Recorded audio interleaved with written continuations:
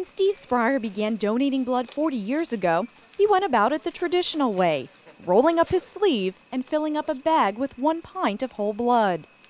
So my goal is 1,000 pints, which will be 125 gallons. That may seem like a lofty goal, considering he could only donate every 56 days.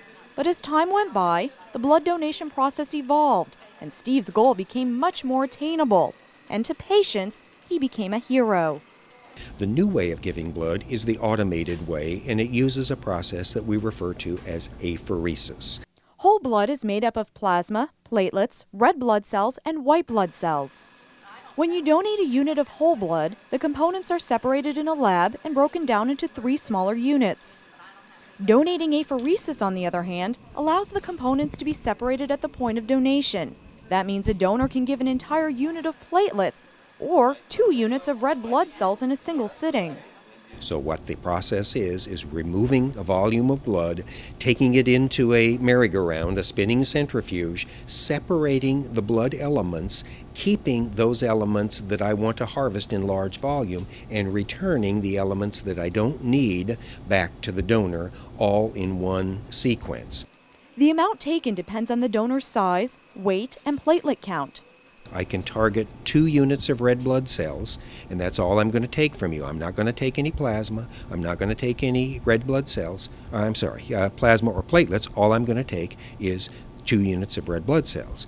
In other systems, maybe I'm taking platelets as well as a large volume of plasma, but I'm not going to take any red blood cells. Of course, one of the main benefits of donating apheresis is that you get an entire unit of platelets from a single donor. It would take 8 people donating whole blood to fill up this entire bag. So the obvious advantage is I can match that one donor much easier. Donating apheresis may take a little more time than donating whole blood, 1.5 hours to 2 hours versus about 45 minutes. But a donor can donate apheresis every 2 weeks instead of every 2 months, and that means a single donor can save more lives. For example, 1 unit of platelets can support leukemia and cancer therapy, open heart surgery, or organ transplants. Double red blood cell donations are needed with trauma, surgery, or anemia. Plasma units are used to treat patients with bleeding disorders, and white blood cells are used when other antibiotic therapies have failed for fighting infection. This all comes back to one word, and it's about hope. It's hope for the family, it's hope for the patient.